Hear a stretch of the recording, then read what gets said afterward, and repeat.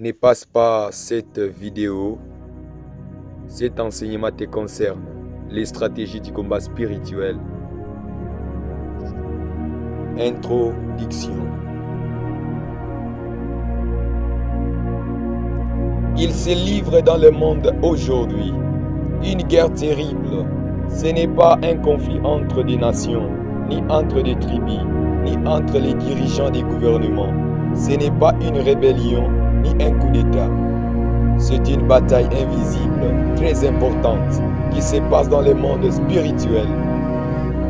La Bible nous dit, dans le livre d'Osée, chapitre 4, verset 6, que le peuple de Dieu est détruit parce qu'il lui manque la connaissance.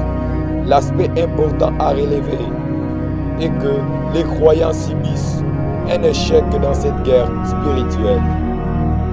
L'Église primitive considérait toutes ces expériences spirituelles comme un combat spirituel. Les terminologies militaires qui sont utilisées étaient l'arme de Dieu. La parole de Dieu était l'épée. Les attaques de Satan étaient les flèches puissantes. La foi était les boucliers de la lutte. Et tous les croyants étaient fortifiés. L'Église primitive était confiante de la lutte qu'elle livrait. Cette terrible lutte se faisait autour de l'Église. Et Satan redouble ses attaques contre les églises qui sont impuissantes. Comme la fin de toutes choses est proche, il est important que les croyants d'aujourd'hui comprennent la gravité du combat spirituel, puisque c'est lui du temps primitif. L'apôtre Paul nous avertit. Deuxième épître de l'apôtre Paul à Timothée, chapitre 3, verset 1. Sache que dans les derniers jours, il y aura des temps difficiles. Pour bien se préparer contre ces temps difficiles, nous devons enseigner avec insistance aux convertis les stratégies du combat spirituel. La vie chrétienne est un combat. Il faut connaître son adversaire et se préparer pour cette réalité afin d'avoir la victoire.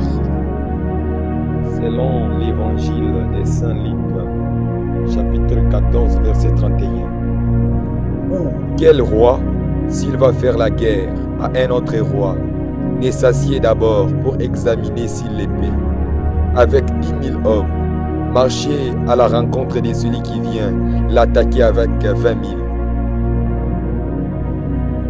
Quel roi qui bataillera s'il examine de façon prudente toutes les ressources et stratégies à utiliser?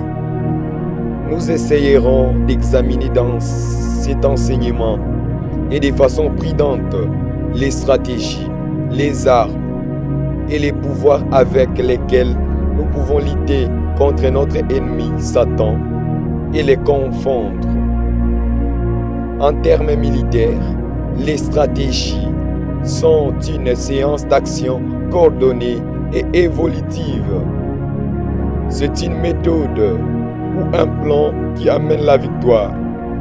Dans cet enseignement, nous apprendrons comment évoluer et exécuter la stratégie militaire et spirituelle qui nous conduira à la victoire.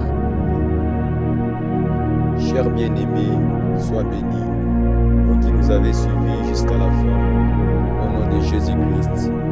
Amen. Ça, ce n'est que le début. Ne ratez pas, surtout pas, cet enseignement. Et n'oubliez pas de liker et de partager pour la gloire du Seigneur Jésus.